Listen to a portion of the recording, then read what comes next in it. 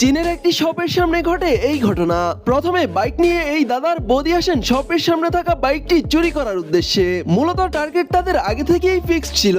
এসেই ভাইজান নেমে পড়েন তার ক্রিয়েটিভ কৌশল ব্যবহার করে বাইক চুরির মিশনে। বেশ কিছুক্ষণ চেষ্টার পর এক পর্যায়ে মশাই সফল হয়ে যান। এবার তাদের পালানোর পালা। বাইকে উঠেই দুর্বার গতিতে ছুটে চলেন এই দাদা বাবু। তবে একই বৌদির বাইকটি স্টার্টই নিচ্ছে না। এমন সময় বাইক চুরির আলামত বুঝতে পেরে শপ থেকে বেরিয়ে আসেন শপের মালিক। কিন্তু চোর কোন দিকে গেছেন তা বুঝতে না পেরে তারা শপে ফিরে যায় সিসি ক্যামেরার ফুটেজ চেক করতে। আর তখনই কেঁচো করতে গিয়ে বেরিয়ে আসে এমন আস্ত সাপ। মানে আনপ্রফেশনাল এই বেকুব চোর বৌদি। শপের মালিক আর কর্মচারীর হাতে জব্দ হয়ে আবার সেই কি এক নাজেহাল অবস্থা।